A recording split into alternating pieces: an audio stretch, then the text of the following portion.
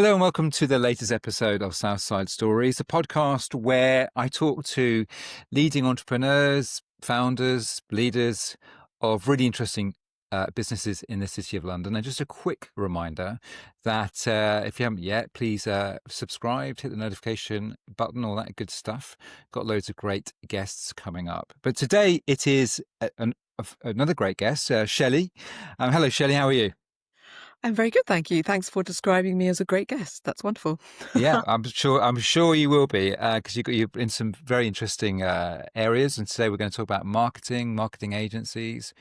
We're going to talk about behavioural science as well, which you're kind of really active around. But let's rewind the clock a little bit, Shelley. First, just tell us a little bit. I'm always fascinated in this. Tell us about the journey, the path that took you to where you are now. Sure. So I started my business in 2009, which is such a long time ago now. And before that, I think I just always had a really low boredom threshold. I think that's been sort of the best and the worst thing about me simultaneously. Uh-huh. Um, so I worked for a tech startup. Actually, that was my first job out of university. And then I just kind of jumped around. I worked at a bunch of corporates and I was always sort of in marketing or communications. Mm, I went all over the corporate communications gambit, again, because of mm, the low boredom threshold. And then I ended up working for a consultancy that would sort of just parachute myself or my colleagues into normally a corporate, into a bit of a situation in a corporate.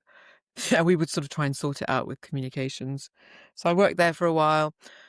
And then, yeah, in 2009, I decided that it was time to move on. I was getting a bit bored. I needed to do something different. And, yeah, some of my clients were kind enough to contact me and say, "Oh no," be upset that I was leaving, which was nice, very flattering.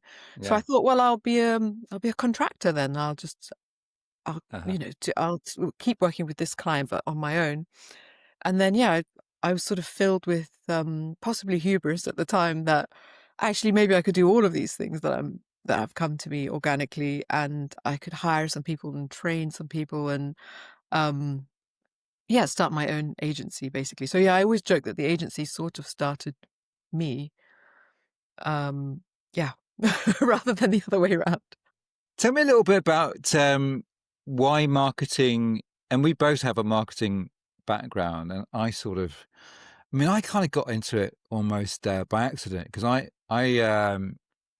graduated in Bristol. I went and worked for telemarketing, so I really started. No disrespect to people in telemarketing, but I kind of started just taking inbound phone calls. I was pretty much near the bottom of the ladder. And then I got transferred into BT's sort of communication team up in London, which was a massive step for me, and found that I really loved it. But it was kind of accidental for me. But what was that? What drew you to marketing sort of in the first place? I was completely accidental for me as well. My degree was actually English and philosophy. And then I did a postgrad in organization and management. And out of university, went on lots of graduate recruitment schemes. And I was offered jobs by people like, I don't know, Coca-Cola and Gillette. Are Gillette even still a brand? I don't know. I was offered that They kind of are. job. Yeah. And, and then I was also offered this job working for this, tech startup. And, everyone thought I was mad to turn down the corporate schemes and go and work for this guy. But it turned out to be a really good Mm. decision, because he ended up selling his business for millions to a big American company, Uh-huh. and I was sort of got to, even though I was really young, fresh out of university, I got to be part of that whole process. But I think the main thing was I was sort of like, how can I use my skills, which are, for an English and philosophy degree, uh, it's marketing and comms just seemed like the most natural way to use those sort of arguing and creative skills that you pick up in that sort of a degree. Yes, yeah, I think that's what attracted me to it. Actually, I love that kind of blend of yeah, artistry and creativity. I mean, even if I would say I'm not really. a creative producer, but I love creative people. I love looking at creative things, and I think even if you know, just got an eye and you love doing it, marketing is a great career, and it is great also because it blends the sort of more practical business side as well and getting results. Um, Tell us about your company then, because I think there's two bits to it, isn't there? Tell us about that. Yeah, there is. So I run a consultancy, which is the same business that I started in 2009. And we work with sort of corporates mainly, but also some small businesses on communications consulting, but we Mm, use a lot of behavioral psychology in our communications consulting. And we've also sort of organically fallen into instructional design, which means learning design, mainly because we ended up working on so many change programs. They often require learning design. And I think as marketers actually can bring something interesting to learning design and making learning exciting and interesting for people. And actually, you asked me before, why did I get into communications? Looking back, I wonder if maybe I was just a frustrated teacher because I always quite enjoy teaching things. And you get to do that in comms, don't you? Because you get to explain things to people. yes, it's very Sort of true. the teaching underneath it was always something that I enjoyed. After I did my master's degree in behavioral science, because I wanted to bring it into the consulting work we did, I had a lot of requests to teach what I'd learned. A lot of people wanted me to share what I'd learned about behavioral science. And I was frustrated because I couldn't find what I think of as the Goldilocks course. So I could find lots of courses that were sort of fluffy and fun, and you'd have a great Mm, time learning, and you'd certainly learn some interesting things. mm, Or you could have this very long, complicated, and expensive course. Like you go to Warwick for a week and learn how to do a random control trial properly. But I couldn't find anything in the middle that was sort of pragmatic and scalable and really somewhere in the middle of those two things and really usable. And so that's how I ended up creating the second business I run, which is the Behaves Academy. And that is a training course designed especially for business people on the pragmatic use of behavioral psychology to be applied to any problem that you're having in the business. And what we find is we often end up applying it to communications problems, but I think all problems are I would say this as a communicator, but I think all problems are communications problems because most problems can be supported by better communications. Before and we're going to dive into the academy and the learning side in a second. Just before we just I mean, I think I've just about got it by now because actually, in fact, just yesterday I was talking to somebody that was he runs a marketing agency called Hey Human, and he also uses behavioral science. And I think that's originally what he was his differentiator. But how would you describe behavioral science in the context of marketing and improving communications? What is it? What can it improve? And an example might be helpful for people listening. Absolutely. It's so useful because it's essentially studying ourselves, our own behavior. Um, and what we've learned through studying how we think, basically, is that our thinking is not particularly rational. And actually, a lot of what we think of as behavior is, in fact, habit. When you understand that, you're much better able Mm, to communicate and get the messages that you need to get mm. across. A good way of explaining this is a little bit of a did you know? Did you know that the average human makes between 33 and 35,000 decisions every day? It's a lot of decisions. Incredible. Yeah, Yeah, it's a lot. that is a Now, lot.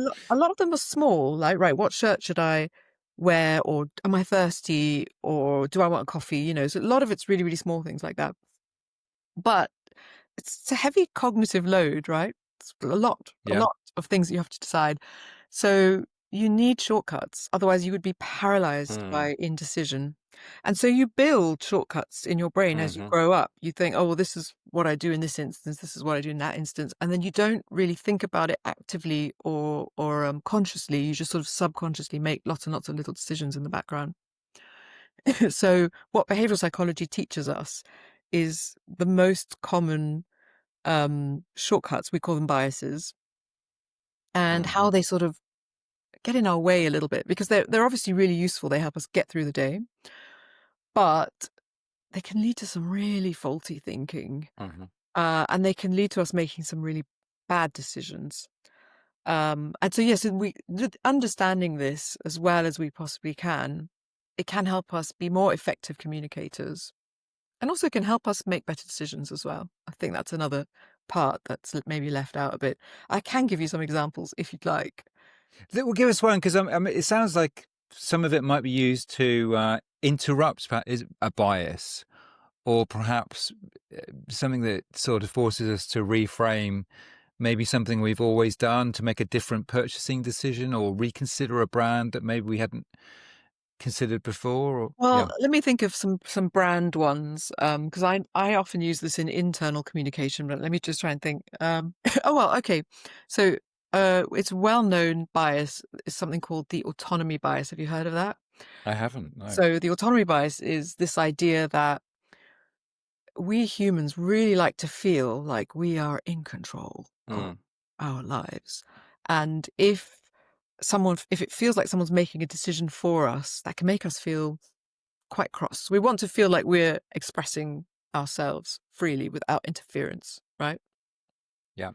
Um, so there's all sorts of ways you can see this appearing in the world around you. But a lot of brands use this to make their offer more appealing by offering kind of customization offers.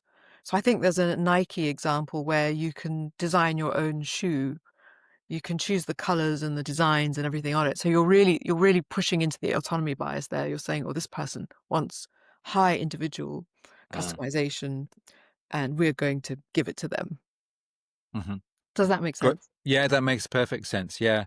I mean, I'm interested in internal comms as well. What might be when companies are trying to get their people to behave in a certain way. What's an example, a practical example there? Well, a really good example of this is something called the messenger effects, right? Which is the idea that we are often affected, maybe sometimes even more, by who delivers a message than what the Mm, actual message itself mm-hmm. is, right? So there's three different kinds of messengers. Um, Sort of famous people, right? Like, maybe an influencer or and famous actor or something. This is yeah, a famous person who maybe we aspire to. So that's one type of messenger. The second type of messenger is an expert. So you might not necessarily know them, but maybe toothpaste brands use this all the time, recommended by dentists, Yes. Yeah. Okay, Yeah. so that's the expert messenger. Uh-huh. So if I tell you my toothpaste is really good, or a famous dentist tells you that a toothpaste is really good, you're probably more likely to listen to the Mm-hmm. dentist, right? Mm-hmm. And then the third type of messenger, this is a really interesting one, is what we call the everyman messenger. So that's someone who we feel may be just like us and therefore is relatable to us. Now, with messenger effects, so it's really important when you're delivering a message to think through which messenger may be the most effective, and different situations will call for different messengers, right? So, for example, with cascades, I would say to clients, if we're talking about communication rollouts, who is best to receive? You want someone to change a behavior around a change that's happening in the organization. Is it better that they hear it from the CEO or from their line manager? Now, in some cases, it may be the CEO, but I would argue that it's often their line manager, because Mm, that's the person that they see and they talk to every day, and that they can mm-hmm. ask questions and they can Mm-hmm. voice opinions. It may, be much more concrete for them if it's in their actual daily life rather than something amorphous and at arm's length, Yeah. Yeah. if Great that makes example. sense. That makes perfect sense. Yeah. Great. Well, let's segue then into kind of behavioral psychology and your work there. I mean, let's just start. I mean, what's the level of, because you're well, tell us about the Behaves Academy. Let's start there. What is it, and who are you trying to educate or get through that program? Yes. So it's a new program. So I'm sort of testing out how I talk about it. So this is really useful opportunity to talk about it a little bit. Um, when I was rolling out people always asking me to design workshops around behavioral psychology, and I kept trying to Mm, do it. mm. And the reason why I designed the Behaves Academy the way I did was to try and get round some of that feedback I got from people initially. The feedback was that it was so interesting, but it was sort of overwhelming, lots of information all at once. And then also that they didn't really know how to use it. Like, it was interesting and great, but how do you actually use it? So what we've done with the Behaves Academy is we've designed a 6-module training course via e-learning. Don't worry, not boring e-learning. It's not me talking at you on videos. We've used behavioral psychology in the design of the Uh-huh. e-learning. So it's really Uh-huh. fun. Uh-huh. The exercises are varied. They're quite surprising. You're not quite sure what's going to happen next. We try and keep your curiosity alive through it, basically. And we offer you lots of opportunities to play games to test what you've learned. um, so what we like to do is ask teams to do the e-learning together, and then we do what we call a flipped classroom mode in between. So we say, please complete modules 1 to 3 by next Friday. And then I run a live session where I sort of say, what did you think of modules 1 to 3? What was your favorite thing that you learned? What was the most surprising thing maybe that you learned? And then I ask them to complete the rest of the modules, and we do another session like that where we kind of bring it into the room. And then we follow up with a workshop that we call an action planning workshop. And we offer templates where everything you learned in the course, you have an empty template, and we apply everything that you learned in the theory, which hopefully you could have done at your own pace and in your own time, and not had to rush through and taken it in at the pace that suits you. But we then apply all of that to a specific problem in your business so that you get Great. that practical hands-on Yeah. experience of actually using the tools. Yeah. And so just some examples of some of the things that clients have asked us to help them with. It's been a really big variety, actually. So we've had clients come to us and say, actually, we've launched this new platform or system and no one's using it. Can we focus on getting people to use this platform? Yeah. That's Yeah. a great one for us, because we're like, yes, Uh-huh. that's good. That's a really measurable behavior, right? We can see they're not using it today. After we've done our intervention, are they using it? Yes or no? So that's Yeah. a good one. But we've Yeah. also had some more kind of big picture ones where people have come to us and said, can you increase the confidence of our team to chat to clients? Can Mm. you increase psychological safety on our team? Mhm. Can you increase collaboration between this and that team? Mhm. So we kind of work on those problems together. Some people have asked us if we can help them get their team to adopt AI workflows. Mhm. So anything where there's resistance, and then we kind of Mhm. work it through. And so who's doing it? At the moment, we're working with kind of corporate customers, but we have worked with a couple of small business teams as well, SMEs. And then with the SME, it's actually great because we can work with everyone, like put the whole company through the Yeah. training, which is amazing, because then we watched these ideas kind of make their way into the bloodstream, if you like, of Yeah. the business operations. Fascinating area, isn't it? I mean, it sounds very diverse, lots of different challenges to think about. I love, by the way, the fact that you've obviously really thought it through in terms of it's not just theory, it's actually how do you apply it and actually getting or workshopping or finding ways of getting the people who have done a little bit of the theory, but to really take it, work it, think about how they put it into action. Because I, I think there's been a lot of research done in this area about how much you retain Yes. just receiving messages but not actually doing. You could, especially a lot in corporate life, and I spent a long time in corporate, and normally something comes round, they force you have to do this training for compliance reasons, and Yes. you literally just go through it, you cheat, you try and find out the answers from Google, so you get the score, and then as soon as it's done, you like forget all about it. Yes. This is a very, very different approach, isn't it? It is, because I've been through those courses as well, and they're awful, aren't they? I mean, you almost Yeah. want to forget about them as soon as you finish them, Yeah. So yes, and you're right. The research is called the forgetting curve. So That's it. you all immediately drop off. Yeah. And yeah, that's exactly. I really hated that, and I really wanted to create something valuable that people actually could use. And I'm a pragmatist myself, so I really wanted it to be pragmatic.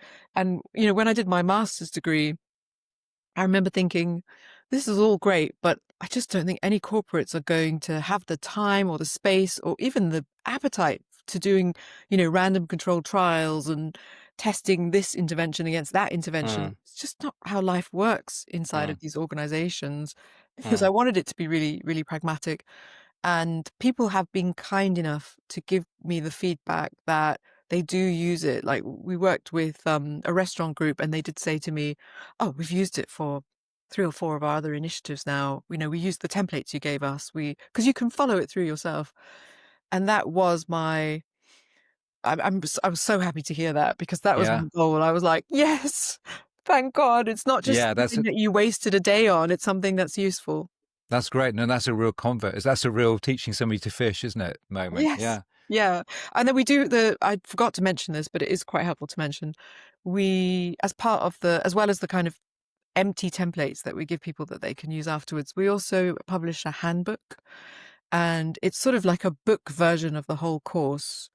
So, and we've got all the insights that we teach summarized, and also links to relevant sort of business related studies that kind of link back to that mm, insight. So for those people, I've discovered that there's two types of learner in the world. The type who are like, "Thank you so much for summarizing all of this for me. Beautiful, mm, lovely. mm, That's it, job done."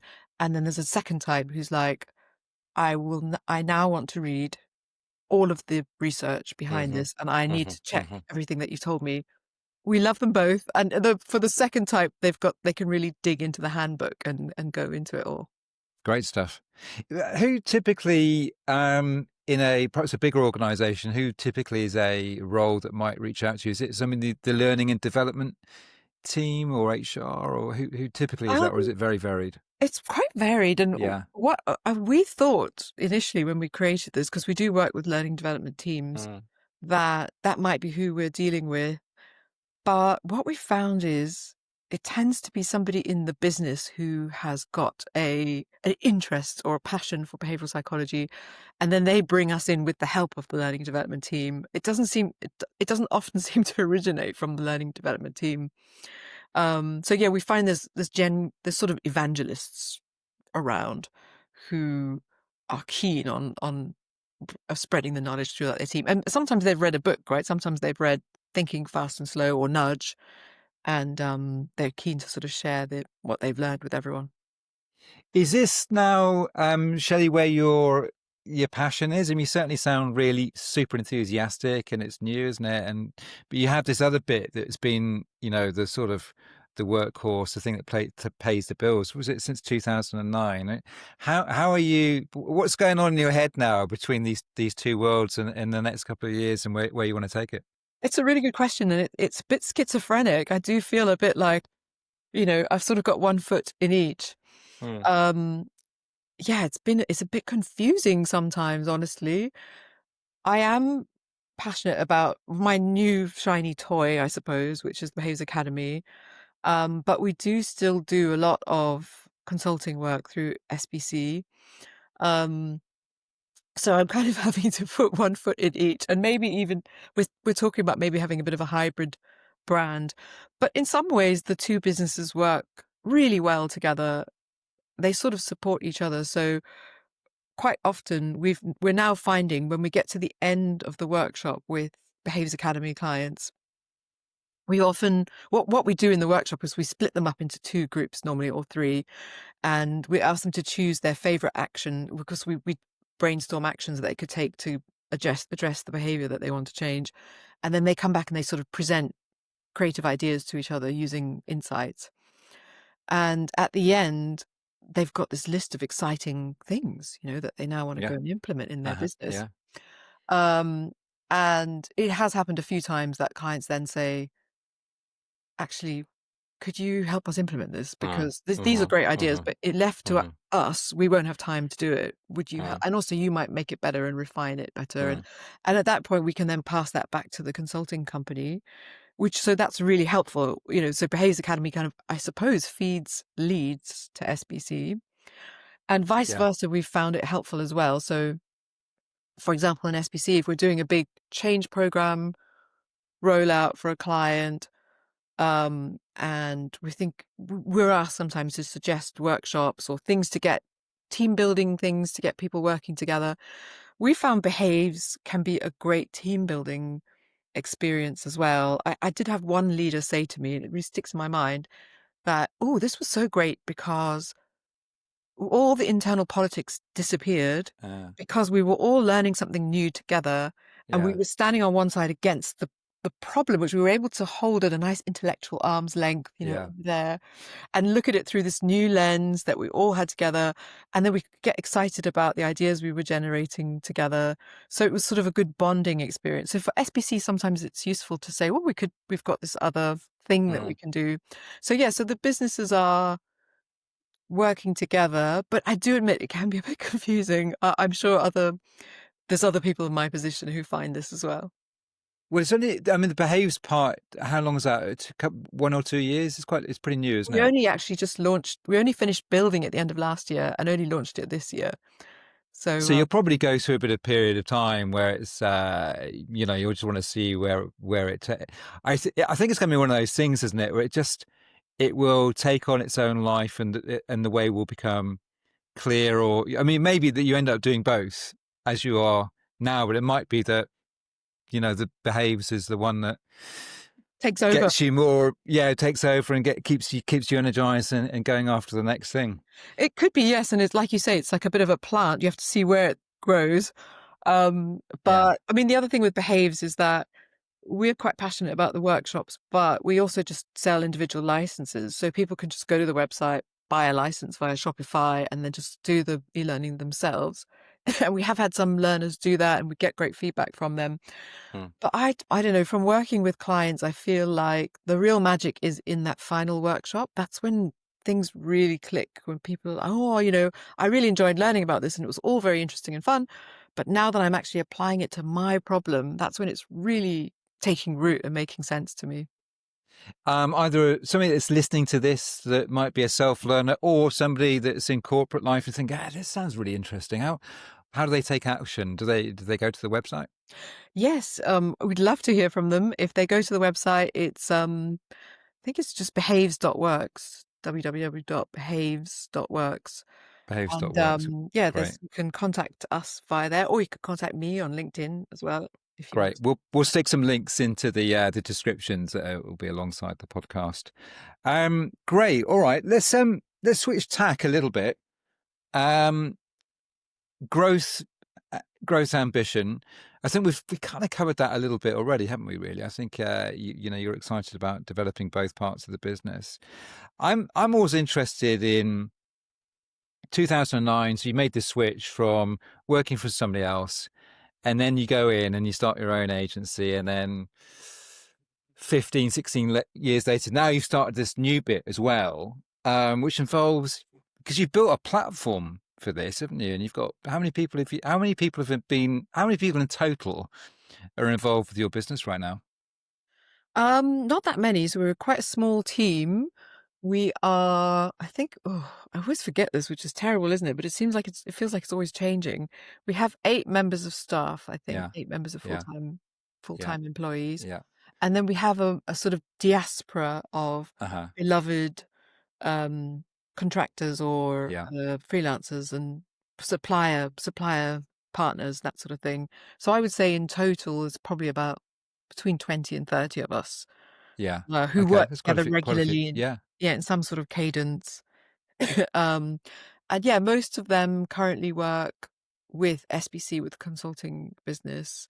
yeah. Um, but in terms of growth, obviously for Behaves, we would love it if lots of people Mm, either went through the Behaves e-learning as an individual mm, learner or as a group. yeah. That's it's and because that's easier to think about growth. Because the problem with consulting services, obviously, is that there's only so many hours in the day, and Yes. yeah, we it's very hands on, isn't it? It is. Yeah, I was thinking as she was describing it, the behaves piece sounds really interesting because while the workshop requires great facilitation, um, a lot of it you're building a platform and an e-learning platform, really well designed, that is repeatable, scalable. It takes a lot of for your business. It's build it once, repeat. There's going to be some iteration and refinement, of course, as you go, but it's probably more of a scalable piece of the business, isn't it? I think it would be, Yeah. yes. And we could also, a few people have very kindly, and it's very flattering that they've said this, have said, oh, could we resell this? Or could Mm. we, um, become certified facilitators of this for you? And obviously that would be great for us. So that's the next thing. I now have to think about how to develop a reseller program and facilitator training. But I think, yeah, that would probably be the next step. Yeah. Well, it's a nice problem to have, that one. Yes.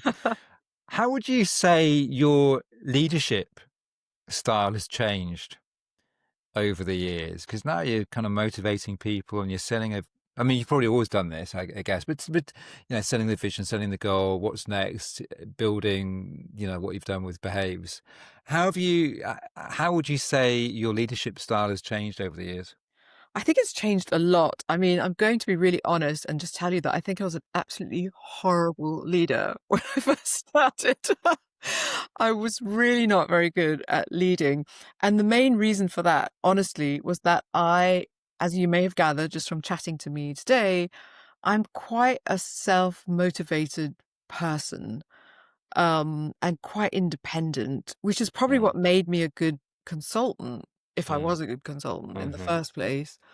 Um, but that's not the same as being a good motivator or thinking about what other people need. And I think I was Yeah. just quite surprised by how much people needed from me, Yeah. at the beginning. Yeah. But I did recognize that it was my problem and that I needed to get better. So I did do a lot of sort of self-development. I read a lot of books and I went on courses, and I really took feedback on to heart about what people told me, about my leadership style. In a way, am I a good leader? I would say I'm a great leader for a certain type of person. But what I have learned to do now is I'm better at identifying that type of Mm, person. And hmm. I'm also really good at being honest with people when they first meet me. So when people interview with me to Mm, work in my business, I'm always brutally honest with them. I always tell them, listen, if you love independence, if you love being empowered, if you love, um, yeah, sort of really being empowered to do your own thing, you're going to thrive working with me.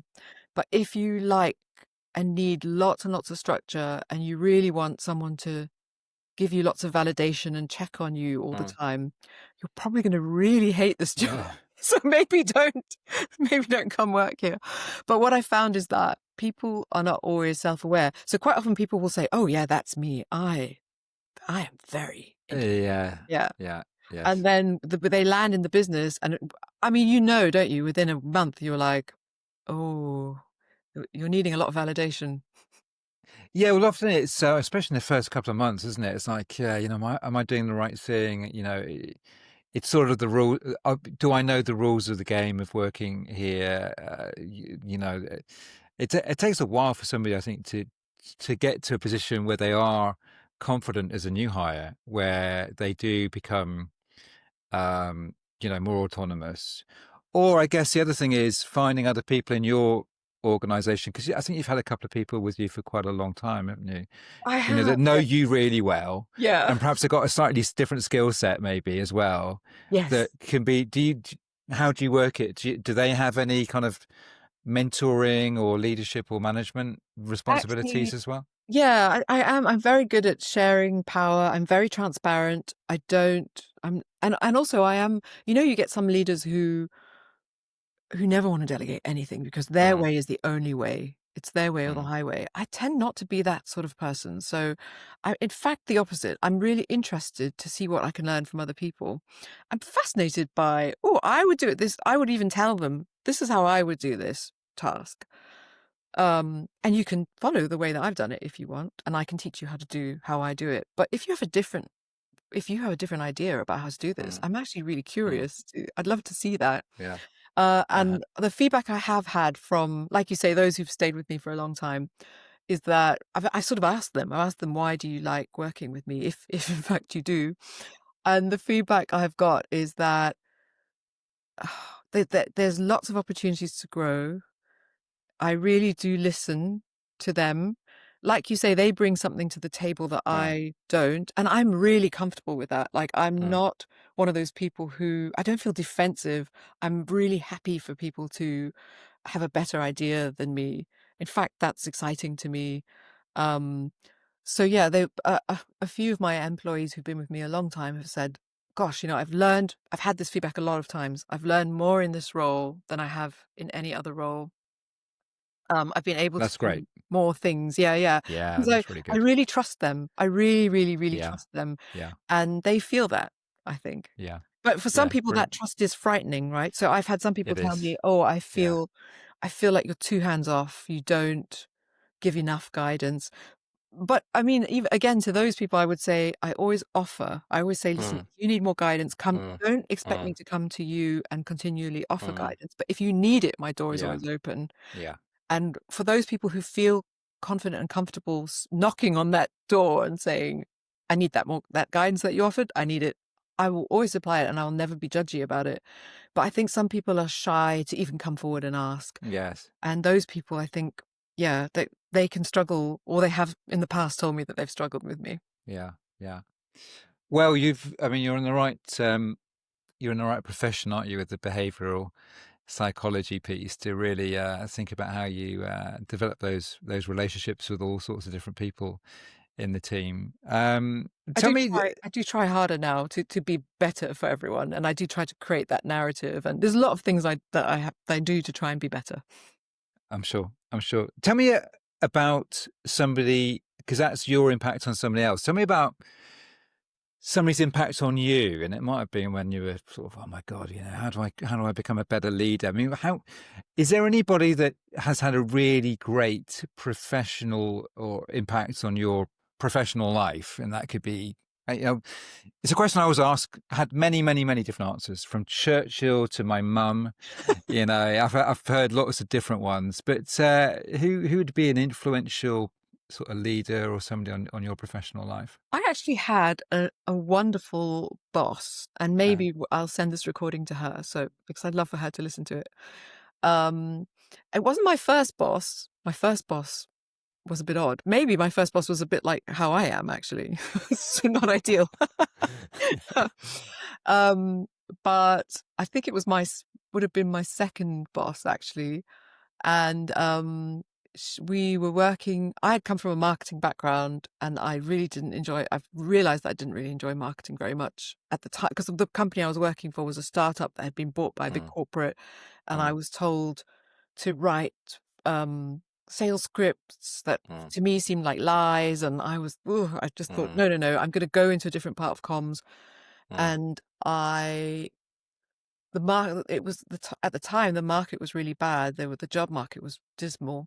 So I was kind of going from interview to interview to interview, and I met this woman. She was from New Zealand, and she was looking for someone to help her with internal communication at a recruitment company, and she wanted someone to help her develop content for the intranet and run an internal employee magazine and sort of internal events, that sort of thing. And I thought, well, that'd be really interesting, something where I can use a lot of my experience but learn something new. And she mm, just took a total chance on me because I didn't have any experience of doing this. And she was just like, "Oh, you seem like, resourceful and resilient and all of those things." And she just took me on. And I thought she was a really fantastic leader.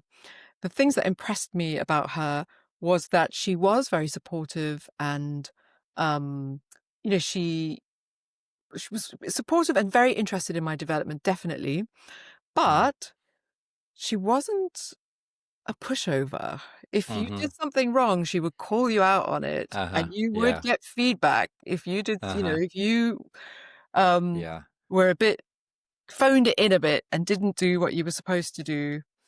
She wouldn't hold back. She would tell you, but in a very fair way.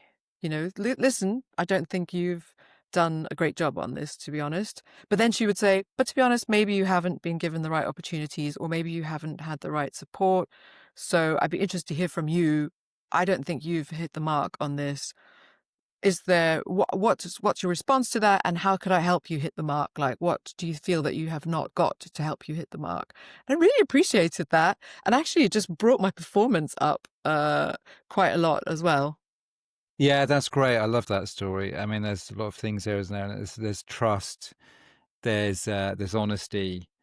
There's also that thing as well about forward questions. You know, how could we make this better? What do you need from me to make this better? Rather than, you know, the bad bosses would force you into a sort of blame, excuses, and denial piece. But somebody's got that skill to really lift you and set you thinking forward. That's fantastic, brilliant, great example, super. And I don't think you're odd at all. I think, take back to your earlier comment, I'm sure you are a great leader as well.